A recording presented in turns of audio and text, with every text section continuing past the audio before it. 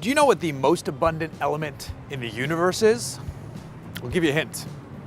The answer's right over my shoulder. It's hydrogen. It makes up 3/4 of the entire mass of the universe. That's fair to say there's a lot of it. It makes sense then that we should consider it as a fuel source for our vehicles. Yet not every automaker is doing that. A few are though. Case in point, this is the Toyota Mirai, and it's the first fuel cell powered vehicle that you can purchase and own for yourself. Now, other automakers have produced fuel cell vehicles, but those have always been leased machines that wind up being company property. There's the Mercedes F-Cell, there's the Hyundai Tucson fuel cell vehicle, there's the Honda Clarity. This is the one that you can buy, spend around $60,000, and you can put this in your garage, and you own it, it's yours. And it's interesting looking. It's basically like a Toyota Prius went to West Coast Customs and got a neat looking body kit. It's not easy on the eyes, it's kind of ugly.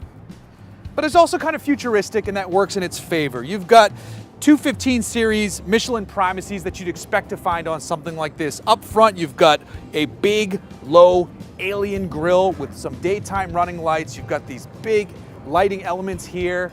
So there are elements of it that look futuristic, but overall, it's kind of ugly. So how does this all work? It's basically like a giant EV, but we're not recharging everything with electricity. We're using hydrogen to fuel this car.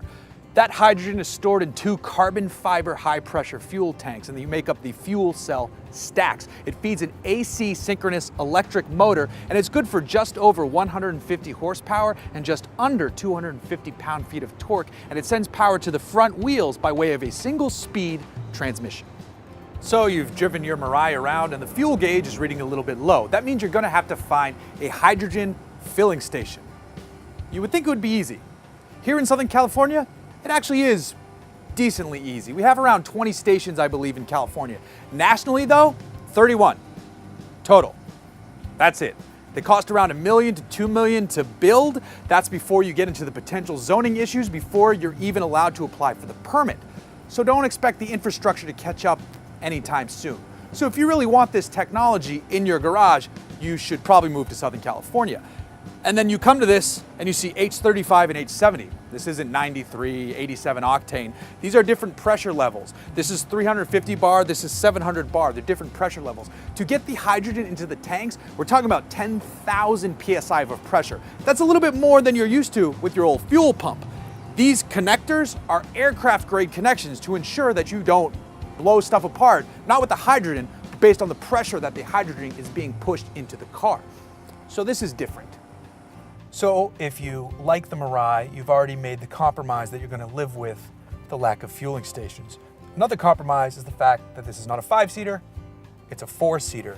Now, legroom is decent for how tight this car is, and this seat is set for me, who is 6'3", and I can still fit back here because of the scallop cutouts of the seat. It's not super comfortable, but the seat itself isn't bad, and it's heated back here, which is kind of nice.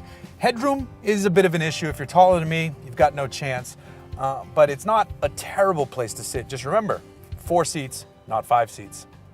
So sitting in the front seat, where you're actually going to drive the car, the Mirai is actually kind of interesting. It's almost like a Prius concept vehicle. And that's kind of cool.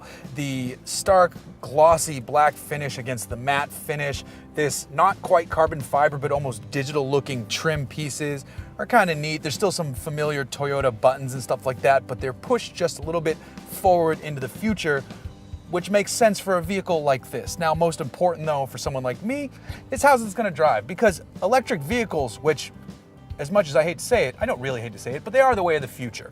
We are going to move to electric vehicles, and I'm a gas-burning, tire-spinning jerk, but I still know that EVs are the way of the future, and the current crop of EVs are pretty good. Plus, all of that torque from down low is pretty exciting. So does that translate to fuel cell driving?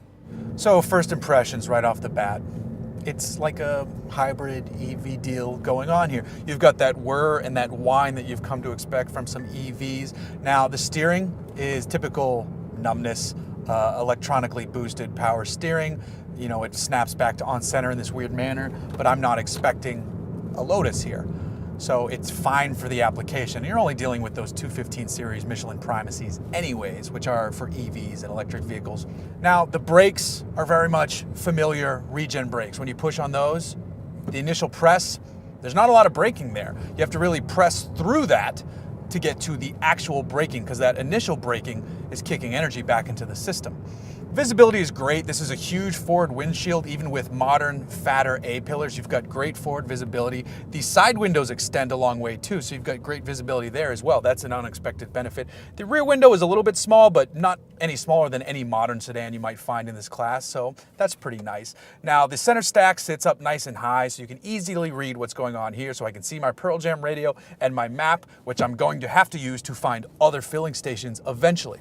The range on this, from a dead stop with a full tank, is somewhere between 250 and 270 miles. That's fine, that's nothing crazy. That's better than most EVs out there. That's on par with some gas-burning vehicles. You know, modern cars these days are getting better and better range, especially the diesels, which those are dying off. But the range isn't what sells you on this, it's the endless supply of fuel and, you know, how little you need to fill the car up and those sorts of things. So this is a diversion from the green path, and it's an interesting one. I'm just not sure it's ready for consumer consumption just yet. I say that because there's only 31 places to fill this up across the country. There's a supercharger network out there for electric vehicles that can let you run across the country carefree, nearly carefree at this point. Here, you still have some genuine range anxiety concerns unless you just stick around Southern California or wherever one of those other stations is located. So what we have here is basically a more futuristic, more expensive Prius that's from the near future.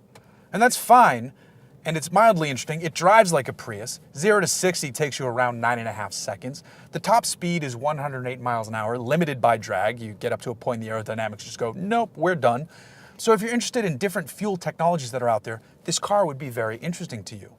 If you're just looking for a commuter that you don't want to hurt the earth because the emissions here is water, there are better EV offerings out there for less money. Now you can get the tax credits on this, but still, some of the, like the Fiat 500e, if you just want something that is affordable and runs on electricity and batteries and electric motors, the Fiat 500e all day long. The Volkswagen e-Golf is a great alternative. I don't know, I'm just not seeing the draw here until we get a better infrastructure. Right now, fuel cell vehicles are extremely infrastructure limited, and I don't see that changing that soon.